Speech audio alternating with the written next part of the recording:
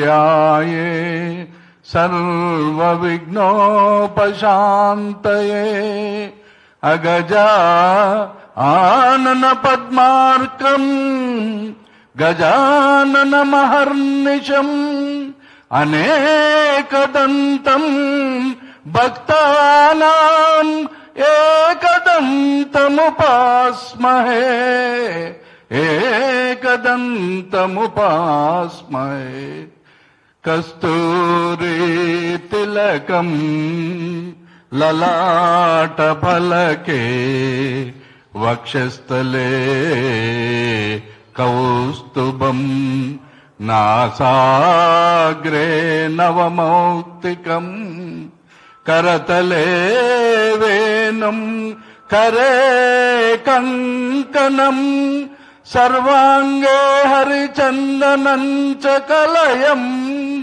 कंठे च मुक्तावली गोपश्री परिवेष्टितो विजयते गोपाल चूड़ामणि विजयते गोपाल चूड़ामणि. Thank you, sir. Please sit down. Thank you, Anna. ఇప్పుడు తదుపరి కార్యక్రమాన్ని ముందుకు నడిపించాల్సిందిగా మా రాష్ట్ర శాఖ అధ్యక్షుడు మోసాబత్తన్ రాజేశం గారికి మైక్ హ్యాండ్ ఓవర్ చేస్తున్నాను.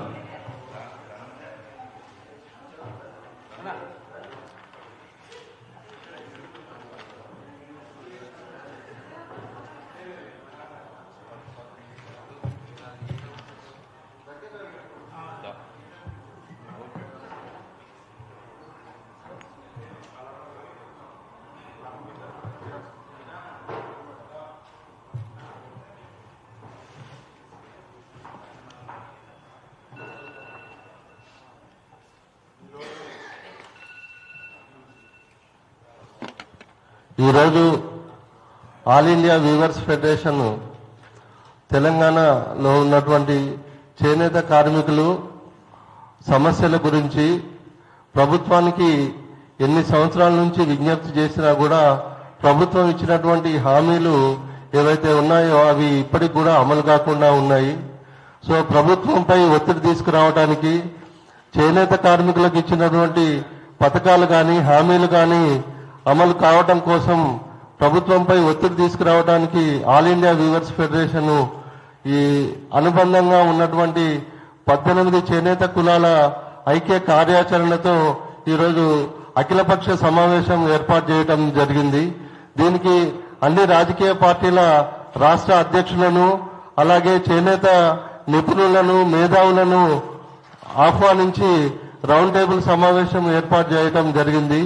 ఈ సమావేశానికి ఇచ్చేసినటువంటి ఆల్ ఇండియా వీవర్స్ ఫెడరేషన్ జాతీయ అధ్యక్షులు బండారు ఆనంద్ ప్రసాద్ గారికి అలాగే బీసీ ఇంటెలెక్చువల్ ఫోరం చైర్మన్ ఈరోజు ఏ రాజకీయ పార్టీ అయినా బీసీలకు 42% రిజర్వేషన్ ఇవ్వాల్సిందే అని చెప్పేసి ఒక ఆలోచన క్రియేట్ చేసినటువంటి మేధావి డాక్టర్ టి చిరంజీవులు ఐఏఎస్ గారికి మరియు చేనేతలో అనేక రీసెర్చ్ చేసి ఆ సమస్యల పరిష్కారానికి అనేక మార్గాలు ప్రభుత్వానికి సూచించినటువంటి డి నరసింహారెడ్డి గారికి అలాగే మన చేనేత పెద్దలు కర్ణాటి ధనంజయ గారికి తెలంగాణ చేనేత సంఘం కార్మిక సంఘం అధ్యక్షులు వనం శాంతికుమార్ గారికి అలాగే తెలంగాణ చేనేత కార్మిక సంఘం అధ్యక్షులు పాచికంటి లక్ష్మీ నరసయ్య గారికి పోచంపల్లి చేనేత సహకారం సంఘ అధ్యక్షులు భారత దేవదాస్ గారికి అలాగే ఈ సమావేశానికి ఇచ్చేసినటువంటి మన మహేశ్వరం బీఆర్ఎస్ సీనియర్ నాయకులు మహేశ్వరం టైగర్ అన్న all India weavers federation core committee సభ్యులు కర్ణాటి మనోహర్ గారికి భోగా లక్ష్మణ గారికి గ్రేటర్ హైదరాబాద్ అధ్యక్షులుగా కూడా అన్న కర్ణాటి మనోహర్ గారు కొనసాగుతూ ఉన్నారు. అలాగే నామాల శ్రీనివాస్ గారికి అలాగే మన అంబదాస్ గారికి తర్వాత కోర్ కమిటీ సభ్యులు నమస్తే అన్న కోర్ కమిటీ సభ్యులైనటువంటి గడ్డం వెంకటేశ్వర్లన్న గారికి తర్వాత మన కర్ణభక్తుల సంఘం నుంచి వచ్చినటువంటి రాంప్రసాద్ గారికి, జయచంద్రమోహన్ గారికి, ఇప్పుడే టెస్కో ఉద్యోగుల సంఘం మాజీ అధ్యక్షులు జనార్దన్ రెడ్డి అన్న గారికి, అలాగే ఇంకా మీరు ఒక్కొక్కరు పరిచయం చేసుకుంటే వచ్చిన వాళ్ళు బాగుంటుందని చెప్పి నీలి మల్లికార్జున్ అడికి గారికి, తర్వాత మీరు ఒక్కొక్కరు పరిచయం చేసుకుని ఒక్క నిమిషం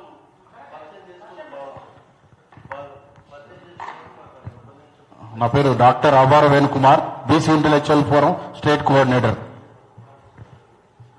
నా పేరు నామాల్ శ్రీనివాస్ నేత, నేను OBC Morcha state executive member, Kukkadapalli Padmashali సంఘం ప్రెసిడెంట్.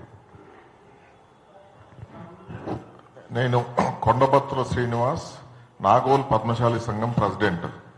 రీసెంట్లీగా ఫామ్ అయింది మా సంఘము. సో అన్నగారు ఇన్విటేషన్ తోనే వచ్చాము, మేము ఫస్ట్ టైం వచ్చాము మీటింగ్. నా పేరు ఐటిపాముల శ్యామ్ సుందర్, జాయింట్ సెక్రటరీ, నాగోల్ పద్మశాలి సంఘం. నా పేరు ఆర్కి మల్లికార్జున్, నీలికుల సంఘం రాష్ట్ర అధ్యక్షుడు. దుస్సా యాదగిరి అండి, నాగోల్ బీసీ ఇంటెలెక్చువల్ ఫోరం సభ్యుడిని. నా పేరు చింతగింది రమేష్, తెలంగాణ స్టేట్ నీలికుల సంఘం ఉపాధ్యక్షుడు నేను.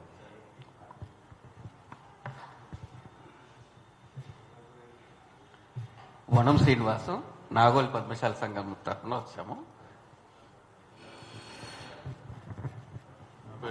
సంగిచెట్టి Krishna, Nagole cooperative bank colony. నమస్తే, వనమాల వెంకటేశ్వర ప్రసాద్, నాగోల్ పద్మశాలి సంఘం వర్కింగ్ ప్రెసిడెంట్. వడ్డేపల్లి పరమేశ్వరన్ అండి, నేను all India weavers federation member.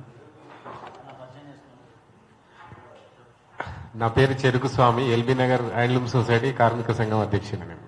Thank you. నా పేరు Bhogan Lakshmaiah, all India US federation coordinative member.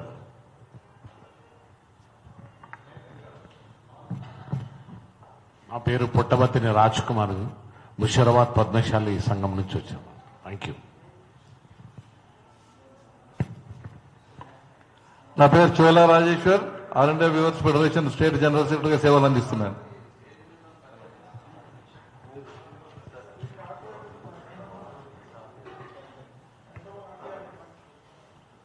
నా పేరు గడ్డం వెంకటేశ్వర్లు, నేను ఆల్ ఇండియా వ్యూవర్స్ ఫెడరేషన్ కోఆర్డినేటర్గా చేస్తున్నాను. నా పేరు Gavvala Shankar, all India weavers federation రాష్ట్ర కోశాధికారిని, నీలకంఠ సమాజం, అఖిల భారత నీలకంఠ సమాజం ప్రధాన కార్యదర్శి. అందరికీ నమస్కారం. నా పేరు ఇరపతి నంబదాస్, నేను all India viewer federation director మరియు నీలకంఠ సంఘం హైదరాబాద్ చాప్టర్ ఉపాధ్యక్షులు పనిచేస్తున్నాను. నమస్తే. నా పేరు తుమ్మ ఆరికిషన్, నేను రిటైర్డ్ డిప్యూటీని, నీలకంఠ సమాజం హైదరాబాదు సలహాదారు మరియు నీలకంఠ సమాజం అఖిల భారత సంఘానికి డైరెక్టర్గా ఉన్నాను. అందరికీ నమస్కారం. నా పేరు భట్టు నాగరాజు, హైదరాబాద్ నీలకంఠ సంఘం కోశాధికారి. నా పేరు భారత వాసుదేవ్, పోచంపల్లి చేనేత సహకార సంఘం అధ్యక్షుడిని. అందరికీ నమస్కారం. నా పేరు తాడిశెట్టి జయచంద్రమోహన్, కర్ణభక్తుల సంక్షేమ సంఘం తెలంగాణ ముఖ్య కార్యదర్శిని. Good afternoon everybody. నా పేరు రామ్ ప్రసాద్, నేను కర్ణభక్తుల సంఘం విద్యా కమిటీ చైర్మన్ని. ఈ రౌండ్ టేబుల్ కాన్ఫరెన్స్ కావడం ఇదే నాకు మొదటిసారి, బట్ ఇలా కలుసుకోవడం చాలా ఆనందంగా ఉంది. Good evening. నా పేరు జనార్దన్ రెడ్డి, టెస్కో జనరల్ సెక్రటరీగా రిటైర్డ్ అయినా. రాజేష్ అమ్మ మాకు 10 years నుంచి పరిచయం. అది ఇప్పుడు మీకు అందరి దగ్గర మా చేనేత గురించి, మా దగ్గర టెస్కో గురించి. సరే, థ్యాంక్ యూ. వచ్చిన చేనేత బంధుమిత్రులందరికీ కూడా, ఈ సమావేశానికి ఇచ్చినటువంటి స్నేహితులందరికీ కూడా నా యొక్క నమస్కారాలు. ముందుగా మన చేనేత విశ్లేషకులు నరసింహారెడ్డి గారు మళ్ళా వేరే టీవీ ప్రోగ్రాం ఉందని చెప్పడం,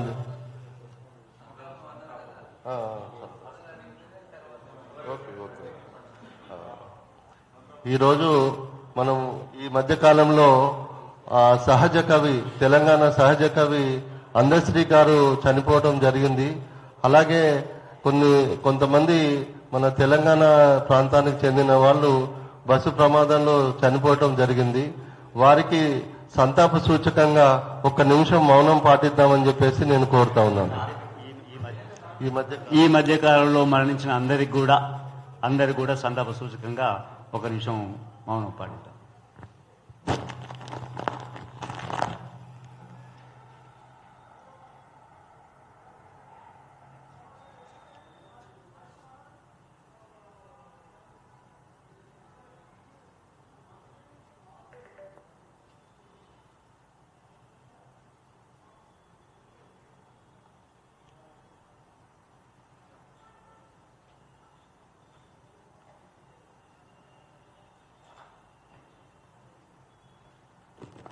ఓకే, థ్యాంక్ యూ.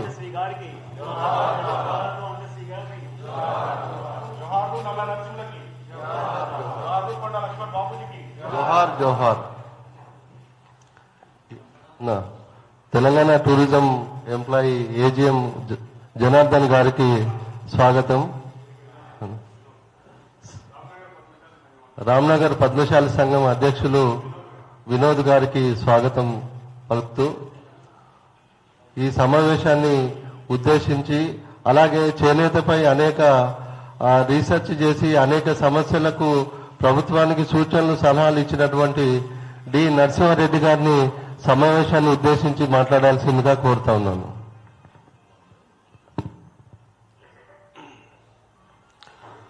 అందరికీ నమస్కారం.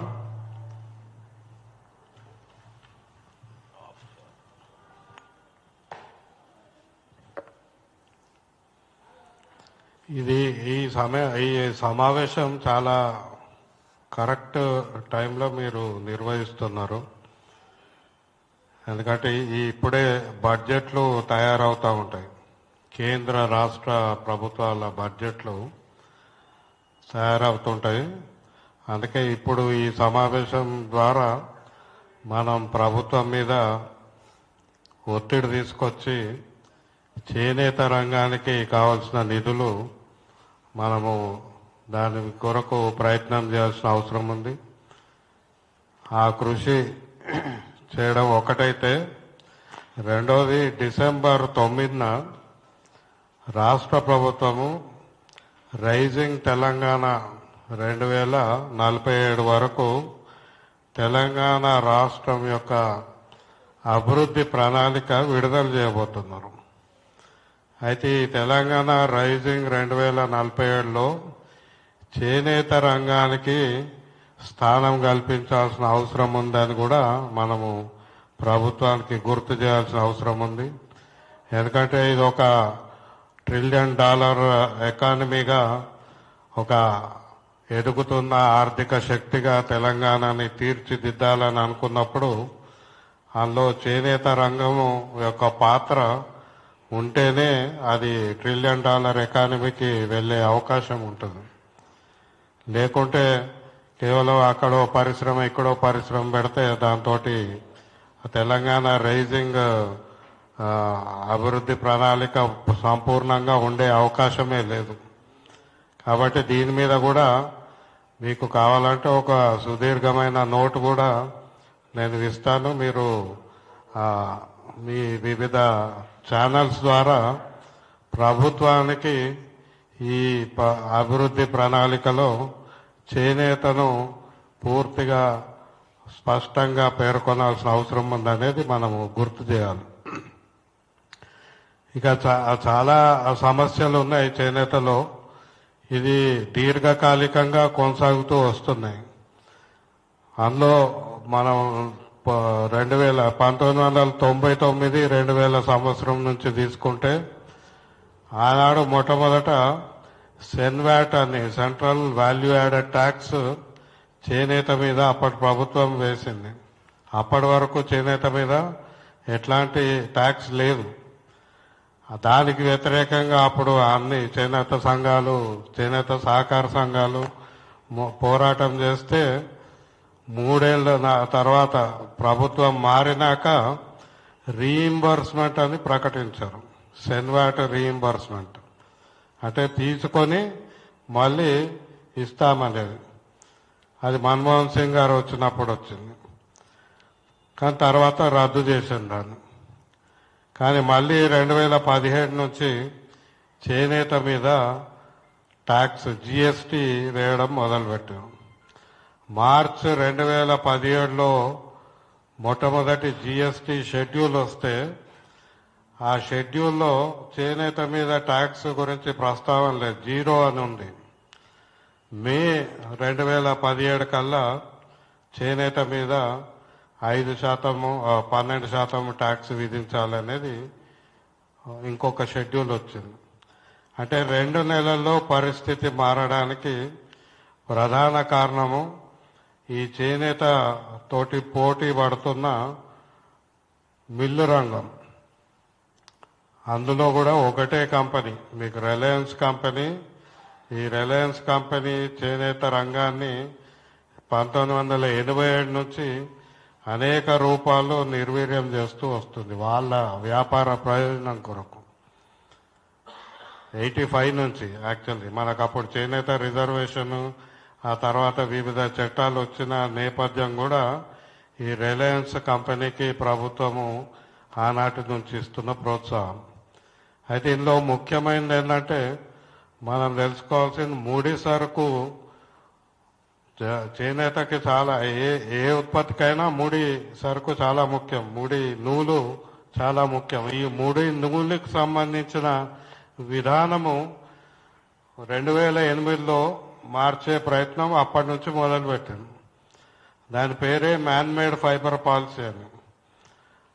ఆ పాలసీ నేషనల్ ఫైబర్ పాలసీ. దాని కింద మన దగ్గర దాదాపు 12 రకాల సహజ నూలు వివిధ ఉపయోగాలకు పెడతా ఉంటారు. అందులో వీవర్స్ ఇప్పుడు పత్తి కావచ్చు, సిల్క్ కావచ్చు, మన ఉన్ని కావచ్చు, ఇట్లా 12 రకాల సహజంగా వచ్చే నూలుని మన మొత్తం చేనేత రంగం వాడుతుండేది.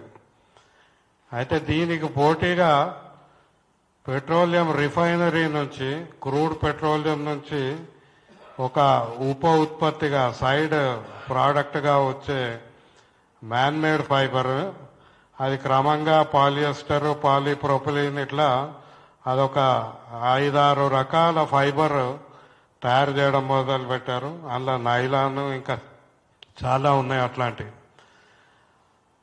ఆ 2008లో అప్పటి మన టెక్స్టైల్ మినిస్టర్ దయానిధి మారన్ గారు మొట్టమొదట నేషనల్ ఫైబర్ పాలసీ ఒకటి తీసుకురావాలని ప్రకటించి కమిటీలు ఏర్పాటు చేశారు.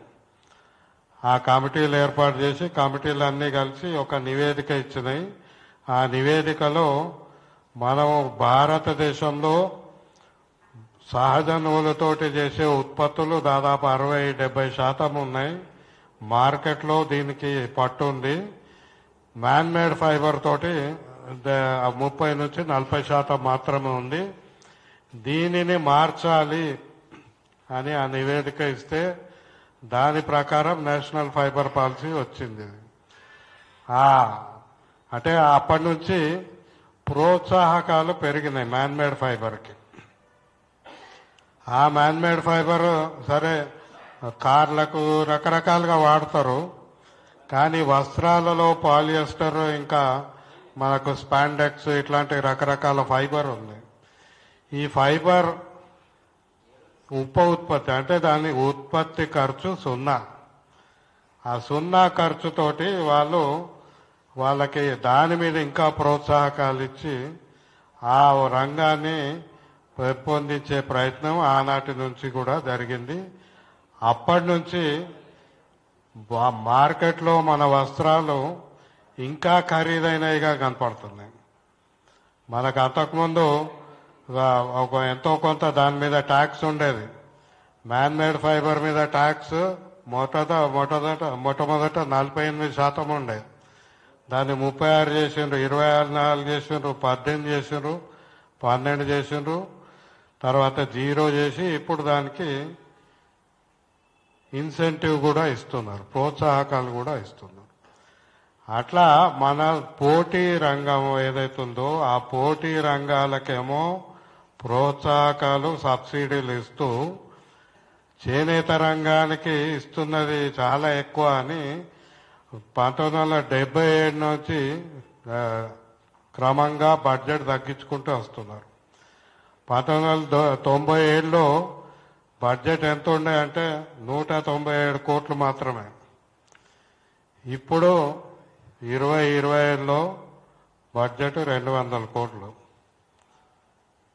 30 ఏళ్ల కిందట బడ్జెట్ కంటే ఒక 3 కోట్లు ఎక్కువ. మరి అదే సమయంలో భారత ప్రభుత్వ బడ్జెట్ ఇప్పుడు ఎంత? 50 లక్షల కోట్లు, 60 లక్షల కోట్లు. 60 లక్షల కోట్లలో కనీసం వాళ్ళ లెక్క ప్రకారమే 50 లక్షల కుటుంబాలు పనిచేస్తున్న రంగానికి ఇస్తున్న బడ్జెట్ 200 కోట్లు మాత్రమే. ఇది ఎందుకు? ప్రభుత్వం ఇది ఎందుకు ఇంత వివక్ష చూపెడుతుంది? ఇది మనం మొట్టమొదట ఆలోచన చేయాలి. సార్ చెప్తారు ఎట్లా వివక్ష అనేది ఎట్లా వ్యవస్థలో నిర్మాణమైంది అనడానికి ఇది ఒక ఉదాహరణ. ప్రొఫెసర్ కోదండరామ్ గారు వచ్చారు, వారికి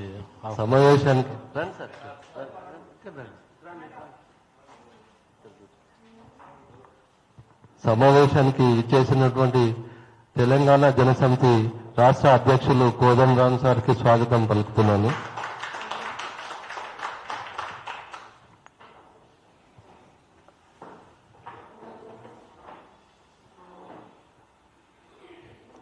ఆ విధంగా 30 ఏళ్లలో బడ్జెట్ పెంచకపోగా తగ్గిస్తూ వస్తున్నారు. 2005-06 నాటికి చేనేత రంగానికి బడ్జెట్ పెంచకుండా కనీసం 18 రకాల పథకాలు ఉండేవి. అవి 12 చేసి 8 చేసి 4 చేసి ఇప్పుడు 2 పథకాలు. అది కూడా మనకు ఏదో హ్యాండ్లూమ్ డెవలప్మెంట్ ప్రోగ్రామ్ అని ఒక గంపగుత్త పేరు ఇచ్చేసి మనం ఏది అడిగినా దాని కిందనే ఇస్తారు, లేకుంటలేదు. క్లస్టర్ ప్రోగ్రామ్ కూడా దాని కిందనే, ఏదైనా దాని కిందనే. అంటే వాళ్ళ యొక్క మనసుకు తోచినట్టు అవసరం ఉంటే ఇస్తారు, లేకుంటే లేదు. అంతేగాని ఒక పథకం అంటూ లేదు. ఇది కేంద్ర ఇప్పుడు చేనేత ఇంకోటి ఏంటంటే మొదటి నుంచి కూడా రాష్ట్రాలన్నీ తమ బాధ్యత వదిలిపెట్టేసినాయి. 40 ఏళ్ల నుంచి ఏది ఇచ్చినా కేంద్రమే ఇవ్వాలనేది రాష్ట్ర ప్రభుత్వాలు మాట్లాడుతున్నాయి తప్పితే తాముగా చేయాల్సిన బాధ్యత మాట్లాడట్లేదు. టెక్స్టైల్ రంగంలో క్రమంగా కేంద్ర ప్రభుత్వమే జోక్యం చేసుకోవడం మొదలుపెట్టింది. కేంద్ర ప్రభుత్వమే మార్పులు తీసుకురావడం మొదలుపెట్టింది. అందులో ఎక్కువ 1990లో ప్రపంచ వాణిజ్య సంస్థ ఏర్పాటైనాక వాణిజ్యం, మన వస్త్ర వాణిజ్యం కొరకు తయారు చేసిన విధానాలు చేనేత రంగం మీద రుద్దడం వల్ల చేనేత రంగం నిర్వీర్యమైపోయింది. నేను ఇదంతా ఎందుకు చెప్తున్నా అంటే మనం సాధారణంగా చాలా మంది ఏమనుకుంటామంటే చేనేత కాలం అయిపోయింది, ఇది పాతది, ఇది టెక్నాలజీ కాదు, ఇది మనం రిక్షా, ఆటో రిక్షా, కార్ లెక్క ఈ రిక్షా పనికిరాదు అని మనం అనుకుంటాం చాలా మంది. అది శుద్ధ తప్పు. This is the most modern technology for textile production. మీకు ఏ పారామీటర్ తీసుకున్నా ఇంటర్నేషనల్లీ, ఇప్పుడు నేను క్లైమేట్ చేంజ్ ప్రపంచ వాతావరణ సదస్సును కూడా నేను పరిశీలిస్తున్నా. అక్కడ ఈరోజు టెక్నాలజీ గురించి చర్చలు జరుగుతున్నాయి. అక్కడ ఆ టెక్నాలజీ గురించి ఏ టెక్నాలజీ సుస్థిరంగా ఉంటుంది అనే దాంట్లో అన్ని మనం ఏ పారామీటర్ పెట్టి చూసినా చేనేత టెక్నాలజీ అత్యుత్తమైనది. అది ఇప్పుడు అవసరమైంది. అది కానీ మనకేం చెప్తారంటే ఇది పాతది, ఇది పడేయాలి, ఇప్పుడు కొత్తగా మనము పెద్ద పెద్ద మిల్లులు అని అంటారు. రెండో ఆర్గ్యుమెంట్ మనకు మొదట్లో చెప్పేవాళ్ళు 1990, 92 అప్పుడు ఇంత పెద్ద జనాభాకి వస్త్రము ఎవరిస్తారని. వస్త్రాలు అవసరం అంటే చేనేతతోటి కాదు, మనం అందుకే మిల్లులను ఏర్పాటు చేయాలనే వాదన మొదలుపెట్టారు అప్పుడు. కానీ ఇప్పుడు ఏమైంది, ప్రపంచవ్యాప్తంగా 100 బిలియన్ గార్మెంట్స్ ఉన్నాయి. 100 బిలియన్ గార్మెంట్స్. ప్రపంచ జనాభా ఎంత? 8 బిలియన్లు మాత్రమే. పాలియస్టర్ ఎంత చీప్ అంటే అది ఉత్పత్తి చేస్తా పోతున్నారు, పడేస్తా పోతున్నారు. గుట్టలు గుట్టలు బట్టలు పడేస్తున్నారు. వస్త్రాలు ఉన్నాయి ఈరోజు, కానీ అంత వస్త్రాలు కూడా, అంత చీప్ వస్త్రాలు కూడా కొనలేని స్తోమత ఉన్న జనాభా కూడా ఉన్నది. అంటే ఉన్నోడికే అన్ని, ఆ ఉన్నోడికే ఇట్లాంటి పాలియస్టర్ వస్త్రాలు ఉత్పత్తి జరుగుతున్నది. దీనివల్ల పర్యావరణానికి విఘాతము, ఇటు ఉపాధి పోతుంది, అటు ఆర్థిక స్వావలంబన కూడా కోల్పోయినాం మనం. 1950s మన ప్రపంచ వాణిజ్యంలో టెక్స్టైల్ నుంచి మన భారతదేశము వాటా 25% ఆనాడు. ఈరోజు టెక్స్టైల్ 3% పడిపోయింది. ఎందుకు అంటే అక్కడ వస్త్రాలే ఇక్కడ ఉత్పత్తి అవుతున్నాయి. మన వాణిజ్యం ఎందుకు తీసుకుంటారు?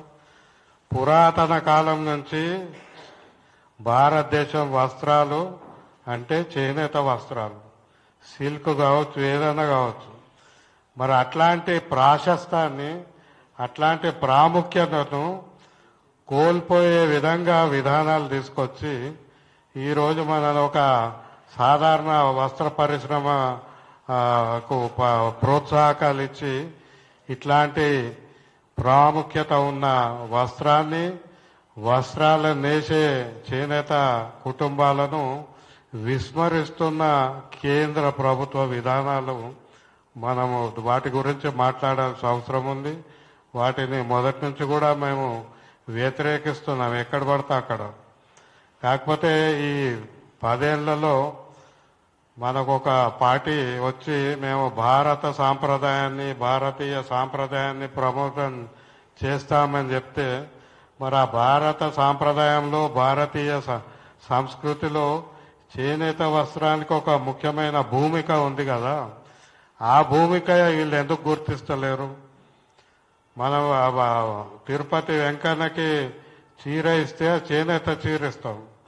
వారణాసిలో గుడిలో వస్త్రం ఇస్తే చేనేత వస్త్రం. ఎక్కడైనా ఆ భారతీయ సంస్కృతిలో చేనేత వస్త్రానికి ఉన్న విలువ దేవుడికి అదే సమర్పించాలని ఎంత విలువ ఉన్నది.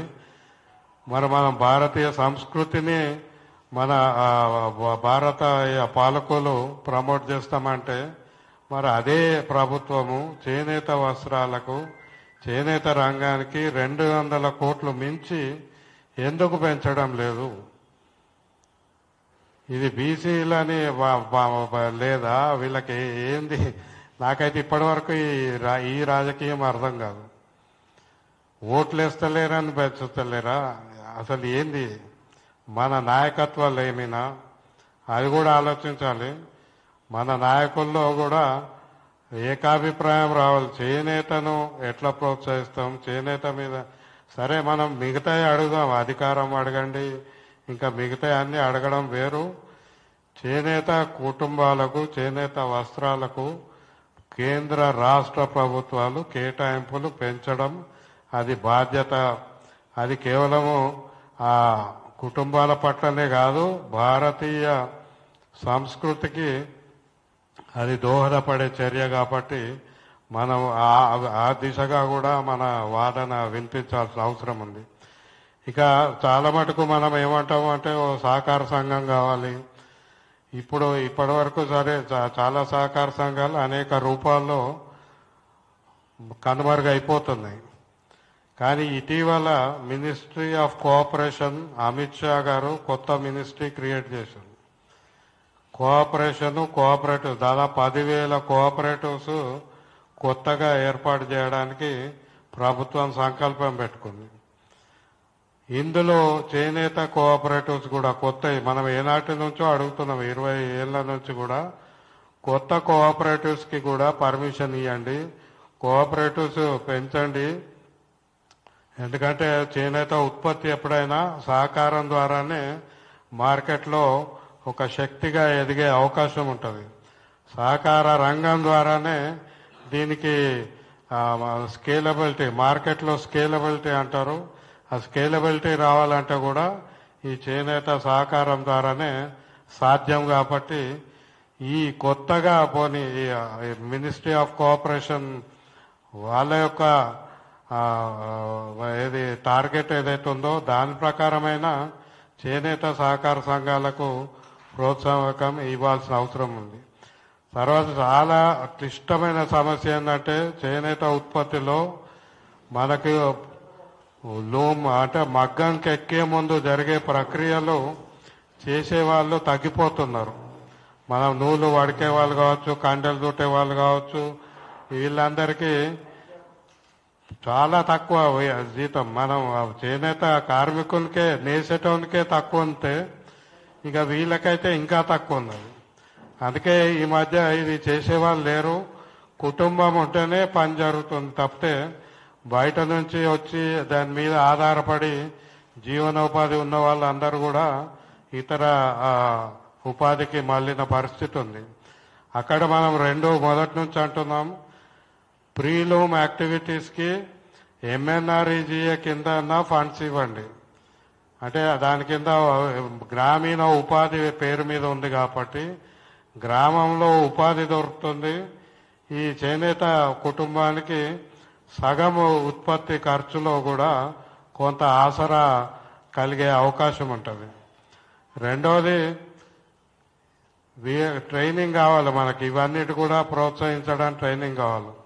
మనము హ్యాండ్లూమ్ ట్రైనింగ్ ఇన్స్టిట్యూట్లో వీవింగ్ మీద ట్రైనింగ్ ఇస్తాం కానీ ప్రీలూమ్ యాక్టివిటీ మీద ట్రైనింగ్ లేదు.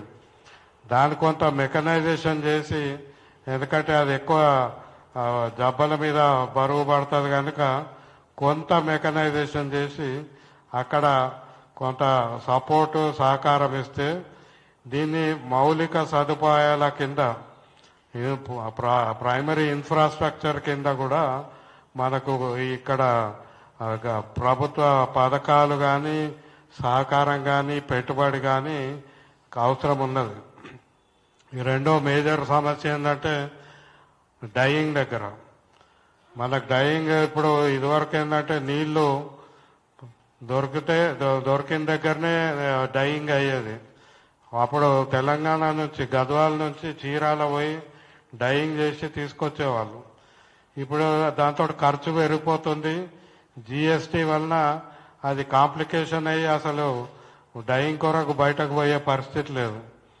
పోతే మళ్ళా దాని మీద ట్యాక్స్, రకరకాల హరాస్మెంట్ ఉంటుంది. కాబట్టి డైయింగ్ ఫెసిలిటీస్ కూడా ప్రభుత్వం ఒక సెంట్రలైజ్ డైయింగ్ ఫెసిలిటీ పెట్టి దానికి, ఎందుకంటే నీళ్లు ఇప్పుడు దాదాపు ఎక్కువ హార్డ్ వాటర్, అందులో సాల్ట్ ఎక్కువ ఉంటుంది, గట్టి నీళ్లు కాబట్టి మళ్ళీ దాన్ని పల్సగా చేస్తేనే మనం డైయింగ్ కలర్ మంచిగా ఉపయోగించుకునే అవకాశం ఉంటుంది ఎఫిషియెంట్గా.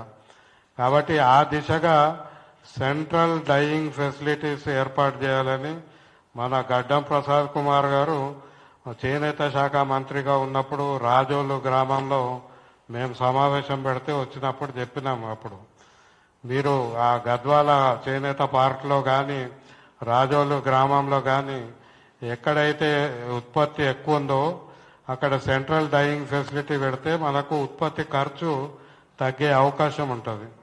ఇప్పుడు ఆ జిఎస్టీ కాంప్లికేషన్స్ కూడా తగ్గాలంటే సెంట్రల్ డైయింగ్ ఫెసిలిటీ ప్రతి చేనేత క్లస్టర్లో పెడితే కానీ అప్పుడు మనకు కొంత ఉపశమనము లభించదు. ఇక మూడోది మార్కెటింగ్ దగ్గరకు వస్తే, ఈ మార్కెటింగ్ ఆప్కో డివిజన్ అయిపోయినాక టెస్కో అది కంపెనీనా కోఆపరేటివా ఇప్పటికీ స్పష్టత లేదు. మొదట్లో శైలజా రామయ్య గారు మీటింగ్ పిలిచి మేము దీన్ని కంపెనీగా పెడతామంటే అప్పుడు చాలా మందిని వ్యతిరేకించినాం. కంపెనీ కాదు, సహకార రంగం ఉంటేనే చేనేత కార్మికుల చేతిలో ఉంటుంది. కంపెనీ అంటే ఎవరో ఇద్దరు అఫీషియల్స్ దాన్ని నడుపుతారు. కాబట్టి ఓ ఎపెక్స్ కోఆపరేటివ్ సొసైటీ మనకు కావాల్సిందే. ఆ ఎపెక్స్ కోఆపరేటివ్ సొసైటీ ద్వారానే ప్రజాస్వామికంగా పారదర్శకంగా ఉత్పత్తి చేయొచ్చు, సహకార సంఘాలకు సపోర్ట్ ఇవ్వచ్చు. కానీ ఇప్పటి వరకు ఆ డివిజన్ ఆప్కో డివిజన్లో ఆస్తులు కానీ అప్పులు కానీ అవి ఏవి పూర్తిగా డివైడ్ కాలేదు. అప్పటి నిల్వలు ఆ డబ్బులు ఎవరు ఏం చేసుకున్నారో తెలియదు. దాని మీద ఆడిట్ కూడా లేదు. మరి ఇప్పుడు టెస్కోకి వస్తున్న ఆస్తులు కానీ మౌలిక సదుపాయాలు కానీ ఏమీ లేవు. ఆ విధంగా చూస్తే అంటే మళ్ళీ ప్రభుత్వం పెట్టుబడి పెట్టాలి. గత 10 ఏళ్లలో దాని మీద ఎట్లాంటి ఫోకస్ లేదు. షోరూమ్స్ తగ్గిపోయినాయి. షోరూమ్లు ఇంకా పెరగాల్సిన దశలో పూర్తిగా తగ్గిపోయిన పరిస్థితి వస్తుంది. కాబట్టి మార్కెటింగ్లో కూడా రాష్ట్ర ప్రభుత్వం కానీ కేంద్ర ప్రభుత్వం కానీ పెట్టుబడి పెట్టాల్సిన అవసరము మనకి స్పష్టంగా కనపడుతుంది. 4వది ఇంకా 2 చెప్పి ముగిస్తా. 4వది మనకు పెట్టుబడి సమస్య పెరుగుతుంది. మొదట్లో మాస్టర్ వీవర్లు ఉండేవాళ్ళు, క్రమంగా ఈ మాస్టర్ వీవర్లు రియల్ ఎస్టేట్ కావచ్చు ఇంకా వేరే రంగాలకు మళ్ళీపోయినరు. వాళ్ళు ఉత్పత్తిలో పని కల్పించే పరిస్థితిలో చాలామంది లేరు ఇప్పుడు. మరి పెట్టుబడి ఎక్కడి నుంచి రావాలి? ఈ చేనేత కుటుంబం పెట్టుకునే పరిస్థితి లేదు. అప్పుల్లో ఉన్న వాళ్ళు మళ్ళీ అప్పు తెచ్చుకొని 2-3% వడ్డీ కట్టి ఉత్పత్తి చేస్తే ఆ ఉత్పత్తి ఖర్చు పెరుగుతుంది. మనకి ఇదివరకు మనకు DCCBల ద్వారా స్టేట్ కోఆపరేటివ్ బ్యాంక్ DCCB ఈ 2 ద్వారా నాబార్డు నిధులు ఇచ్చేది. అది ఎప్పుడో 15-20 ఏళ్ళు బంద్ అయిపోయింది. నాబార్డు దగ్గర 1000 కోట్ల రూపాయలు ఉన్నాయి. వాళ్ళు ఆ రూరల్ ఇన్ఫ్రాస్ట్రక్చర్ డెవలప్మెంట్ ఫండ్ కూడా కావచ్చు ఇంకా మిగతా ఫండ్స్ కూడా వాళ్ళ దగ్గర ఉన్నాయి. కానీ ఒక్క పైసా కూడా వాళ్ళు చేనేత కుటుంబాల కొరకు లోన్గా కూడా ఇవ్వడానికి ఇప్పటి వరకు వ్యవస్థ ఉన్నది పోయింది. కొత్తగా మళ్ళా దాన్ని తీసుకురావాల్సిన అవసరం ఉంది. ముద్ర అని మనకు చెప్తారు కానీ ఆ ముద్ర స్కీమ్ పని చేయట్లేదు. మనకు కావాల్సిన వ్యవస్థ నాబార్డు, స్టేట్ కోఆపరేటివ్ బ్యాంకు, DCCBల ద్వారా సహకార సంఘాల ద్వారా చేనేత కుటుంబాలకు లేదా నేరుగా DCCBల ద్వారా చేనేత కుటుంబాలకు పెట్టుబడి కావాలి. ఆ పెట్టుబడి కూడా ఇప్పుడు మనకు ఏదైనా పంట ఉంటే పంటకు సంబంధించి ప్రతి సంవత్సరము లోన్ ఎంత ఉంటుంది అనేది ఒక కమిటీ తయారు చేస్తుంది. అట్లా చేనేతకు కూడా ఒక కమిటీ DCCB లెవెల్లో ఒక కమిటీ ఉంది. మనకు సిల్క్ చీర అయితే ఎంత పెట్టుబడి కావాలి, కాటన్ అయితే ఎంత కావాలి, ఇట్లా దానికి ఒక కమిటీ చేసి ఆ కమిటీ ద్వారా పెట్టుబడి ఖర్చు ఎంత నిర్ణయించి ఆ మేరకు లోన్లు కానీ తక్కువ వడ్డీకి లేదా 0 వడ్డీ కన్నా పెట్టుబడి ఇస్తే అప్పుడు పని పెరుగుతుంది, ఖర్చు తగ్గుతుంది. ఇప్పుడు ఖర్చు అనేక రూపాయలు పెరిగిపోయి మార్కెట్లో చూస్తేనేమో చాలా తక్కువ ధరకు పక్కన ఇంపోర్ట్ చేసింది లేదా ఇక్కడ ఉత్పత్తి అయిన పాలియస్టర్ ఉంటుంది లేదా నకిలీ చేనేత వస్త్రం ఉంటుంది. వీళ్ళకేమో పాపం ఇంత కష్టపడి చాలా తక్కువ కూలికి పెడితే అది 5-6 వేల కంటే తక్కువ చేయలేరు. ఇక ఇది ఎందుకు వచ్చింది? This is because of government policy. Government policy వల్ల ఇది తక్కువ ఖర్చు కనపడుతుంది, అది ఎక్కువ ఖర్చు కనపడుతుంది. అది కంచి కావచ్చు, వారణాసి కావచ్చు, పోచంపల్లి కావచ్చు, ఏదైనా కావచ్చు. కాబట్టి దీని మీద మనము పెట్టుబడి ఎట్లా వస్తుంది, పెట్టుబడి ఎట్లా పెంచాలి, పెట్టుబడి దిశగా మనము ఆలోచన చేయాల్సిన అవసరం ఉంది. తర్వాత చివరిగా ఒకటే విషయం ఏంటంటే మనం ఓవరాల్ పబ్లిక్ పాలసీ మీద మాట్లాడినప్పుడు చేనేత విధానం అనేది మనకు రావాలి. మనం ఎప్పటి నుంచో కేంద్ర రాష్ట్ర ప్రభుత్వాలని కూడా అడుగుతున్నాం. ఇప్పుడు రైజింగ్ తెలంగాణ దిశగా అయినా ఒక పాలసీ తీసుకొస్తే బాగుంటుంది. ఎందుకంటే పాలసీ లేకుండా ఒక విధానం లేకుండా ఊరికే ప్రకటనలు ఇచ్చి ఎప్పటికప్పుడు ఇప్పుడు రుణమాఫీ అని అప్పటికప్పుడు ప్రకటన చేసిండు, ఇప్పటివరకు ఇవ్వలేదు. అసలు విధానం ఏంది? మీరు మొత్తం జౌళి పరిశ్రమలో మీరు అక్కడ కాకతీయ పార్క్ అని ఇక్కడ అని వాళ్ళందరికీ సబ్సిడీలు ఇస్తారు. సౌత్ కొరియా నుంచి వచ్చే కంపెనీకి సబ్సిడీలు ఇస్తారు. మరి ఇక్కడ పనిచేసే 10,000 మంది కుటుంబాలకు సబ్సిడీ ఎందుకు ఇవ్వరు? ఇది అది రెండు వస్త్ర పరిశ్రమనే కదా. అసలు వస్త్ర పరిశ్రమలో మీరు ఎవరిని అభివృద్ధి చేయదలుచుకున్నారు? వస్త్ర రంగంలో ఎవరిని అభివృద్ధి చేయదలుచుకున్నారు? ఇది ప్రభుత్వానికి ఒక విధానం ఉందా? ఇట్లాంటి ప్రశ్నలు మనం అడగాల్సిన అవసరం ఉంది. సాధారణంగా మనం ఏదో ఒకటి మనకు ఆ సబ్సిడీ పెట్టుబడి ఇవ్వమని చెప్తాము. విధానం గురించి మనం అడగట్లేదు, విధానం అడగాలి. We have to ask for a policy. What is your policy and why can't your policy favour handloom weavers అనే ఒక ప్రధాన ప్రశ్న మనము మొట్టమొదట వేసి ఆ తర్వాత వివరాల్లోకి వెళ్తే బాగుంటుంది. నాకు ఈ అవకాశం ఇచ్చినందుకు మీకు అందరికీ ధన్యవాదాలు. Thank you sir. మీ అమూల్యమైన అనుభవంతో మీరు చేసినటువంటి రీసెర్చ్ ఇవన్నీ కూడా మీ యొక్క సూచనలు సలహాలు తప్పనిసరిగా మేము తీసుకుని ఇక ముందు మా యొక్క రిప్రజెంటేషన్ లో కూడా మీ యొక్క సహాయ సహకారాలు తీసుకుంటామని చెప్పేసి తెలియజేస్తున్నాను. ఇప్పుడు మన రాష్ట్ర ప్రధాన కార్యదర్శి చోళ రాజేశ్వరరావు గారు సార్ను నరసింహారెడ్డి గారిని కండువాతో సన్మానించాల్సిందిగా కోరుతా ఉన్నాను. అలాగే మన గవల శంకర్ గారు చిరంజీవులు సార్కు కండువాతో సన్మానం చేయాల్సిందిగా కోరుతా ఉన్నాను. అలాగే గడ్డం వెంకటేశ్వర్లను మన ఆనంద్ ప్రసాద్ గారికి కండువాతో సన్మానం చేయాల్సిందిగా కోరుతా ఉన్నాను.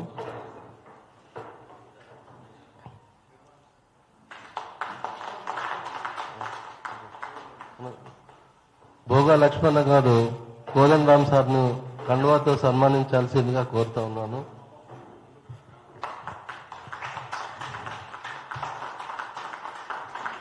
అలాగే చంద్రమోహన్ గారు, మీరు మన వనం శాంతి కుమార్ గారు చేనేత సంఘం మనం కూడా కప్పుకోవాలి, అదే కదా మనం రండి. ఇప్పుడు మన BC intellectual forum chairman sir T Chiranjeevulu sir మాట్లాడాల్సిందిగా కోరుతా ఉన్నాను.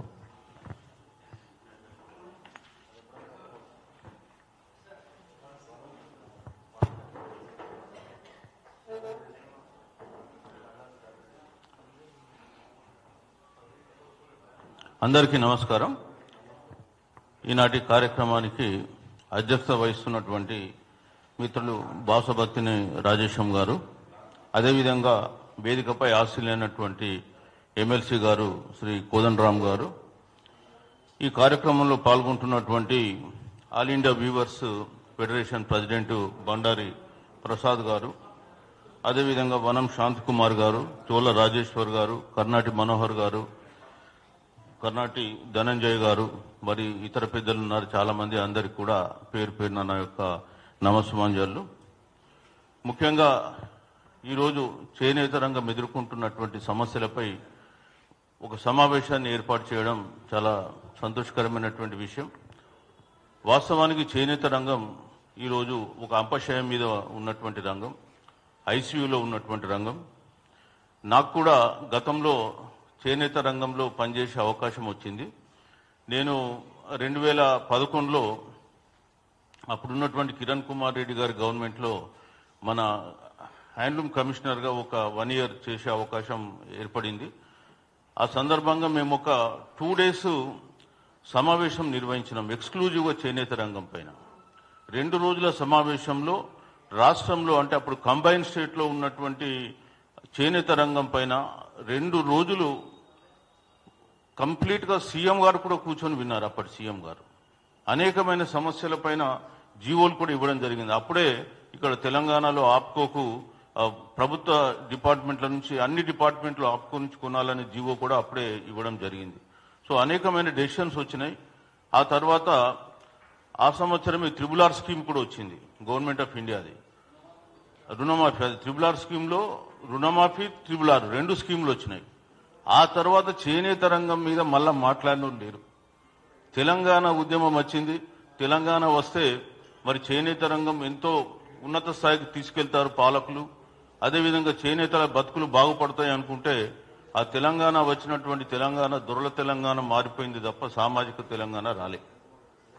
సో ఈరోజు దాస్ సురేష్ బీసీ రాజ్యాధికార సమితి అధ్యక్షులు దాస్ సురేష్ గారిని రావాల్సిందిగా కోరుతా ఉన్నాం. సో ఇవాళ మళ్ళీ మనం సామాజిక తెలంగాణ కొరకు కొంత పోరాటం చేయాల్సినటువంటి పరిస్థితులు మళ్ళీ ఉద్భవించినాయి.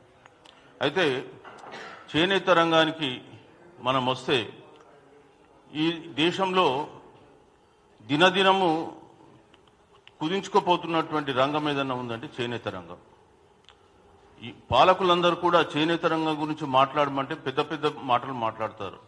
భారతీయ సాంస్కృతిక వారసత్వం, మన కళలు, మన సంపద అంతా కూడా చేనేత రంగం అని చెప్తారు. కానీ చేనేత రంగాన్ని మాత్రం పీక నొక్కి పిసికేస్తున్నారు.